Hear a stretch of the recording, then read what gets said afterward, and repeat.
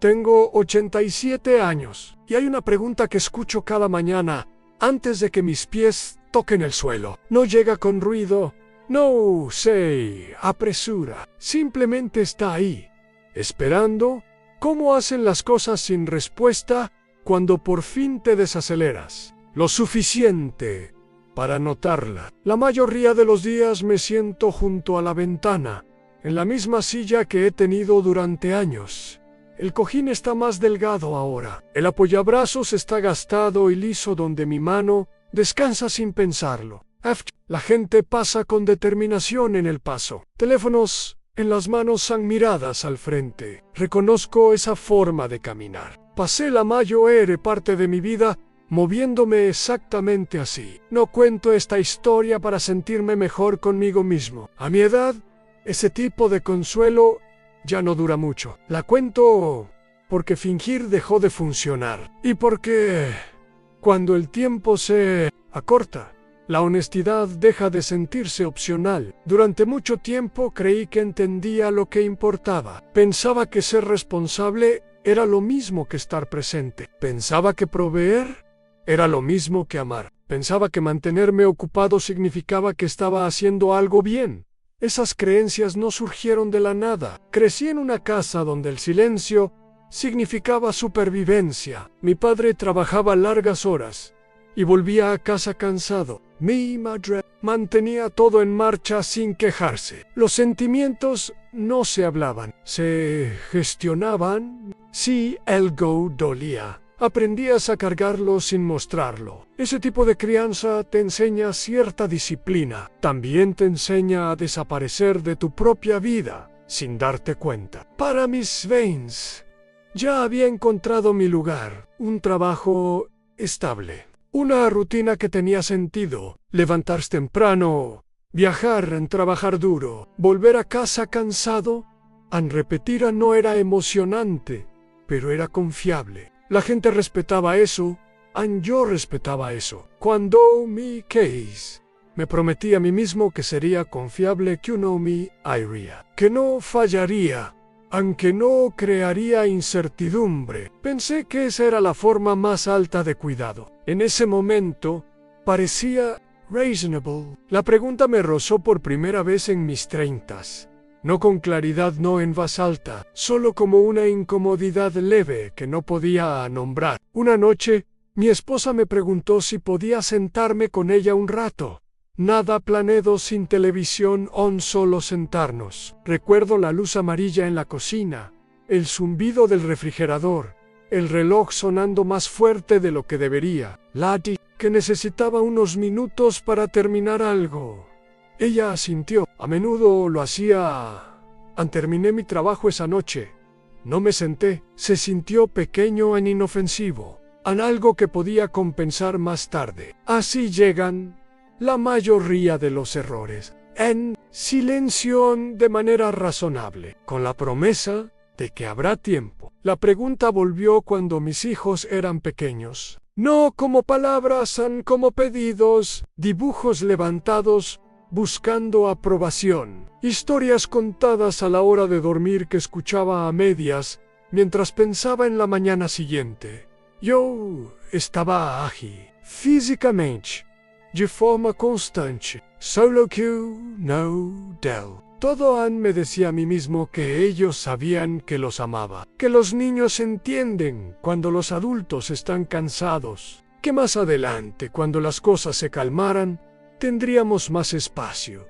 La comprensión es algo frágil para apostar por ella. Con los años, la pregunta siguió cambiando de forma. A veces sonaba como decepción, a veces como distancia, a veces como nada, en absoluto. Esa última versión era la más peligrosa. Cuando la casa se volvió más silenciosa, pensé que significaba éxito.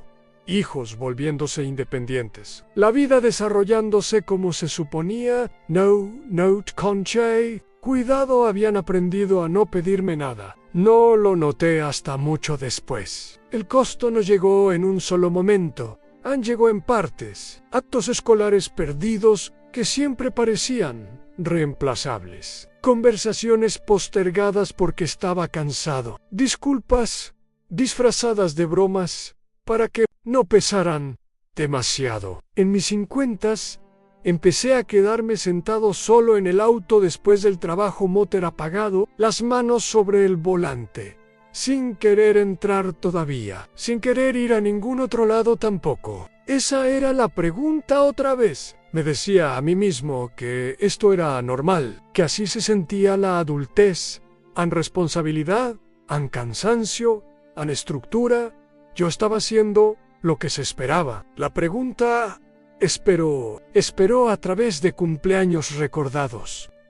Ultimo momento. A través de llamadas que no devolví enseguida. A través de invitaciones rechazadas, con buenas razones. Luego llegó el momento del que ya no pude huir. Yo estaba en mis 70s cuando alguien a quien amaba murió. No, de repente, no de forma violenta, simplemente terminó. Me quedé de pie en una habitación llena de gente y me di cuenta de lo poco que sabía sobre los últimos años de su vida. Esa comprensión se asentó en mi pecho y no se movió. Después del funeral, volví a casa y caminé por ella, tocando cosas por las que había pasado miles de veces, sin notar. Marcos de puertas, sillas, el borde de la mesa. Evidencias de una vida vivida en gran parte en piloto automático. Me senté y la pregunta por fin habló con claridad. Si este fuera el final de mi vida, ¿las personas que amaba sabrían quién era yo de verdad?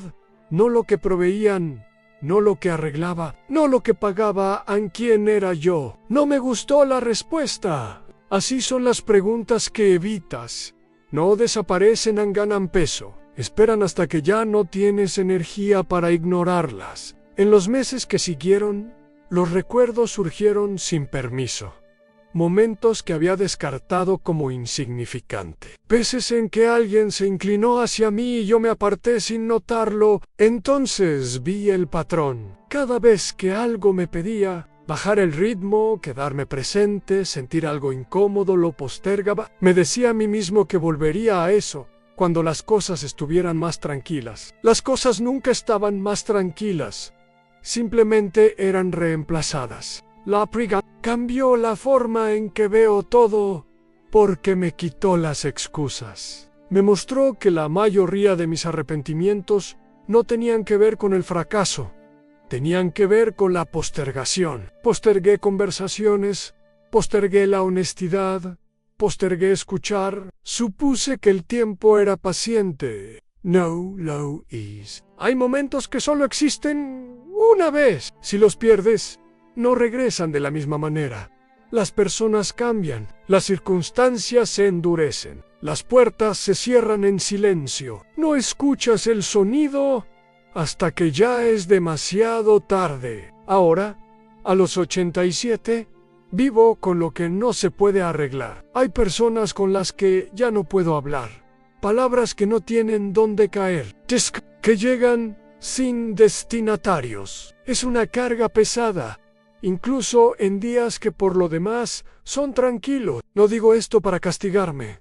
Lo digo porque la claridad llega. La invites o no. Es más amable encontrarse con ella antes. Si estás escuchando esto y todavía tienes personas en tu vida que te piden tu atención, tu tiempo, tu presencia, espero que entiendas algo que yo aprendí demasiado tarde. La pregunta no es: estoy ocupado estoy aquí. Pasé gran parte de mi vida siendo eficiente en lugar de presente, útil en lugar de abierto, confiable en lugar de real. Ninguna de esas cosas está mal por sí sola, pero cuando reemplazan la conexión, vacían todo lo demás. Yo solía pensar que el amor se demostraba con resistencia, con mantenerse firme, con no quejarse. Ahora veo que el amor también necesita riesgo, necesita momentos en los que dejas el horario a un lado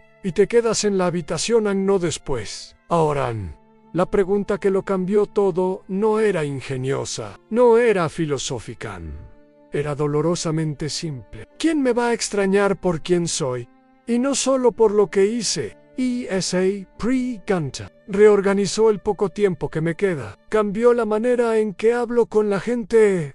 Ahora, ¿cómo escucho? ¿Cómo me quedo con el silencio en lugar de llenarlo? No deshace el pasado, a nada lo hace, pero cambia el peso de los días que quedan. Si esto significó algo para ti, que sea un recordatorio silencioso, no una advertencia gritada desde lejos, solo una persona, cerca del final de su tiempo diciéndote lo que le costó esperar. Ahora mis días son más lentos, mi voz más suave, a mi mundo más pequeño. Sigo sentándome junto a la ventana. La misma silla, la misma luz. Y cuando la pregunta aparece cada mañana, ya no la aparto. La respondo con honestidad, estoy aquí. Todo lo que puedo. Eso es todo lo que me queda por ofrecer. Y es más de lo que di durante muchísimo tiempo.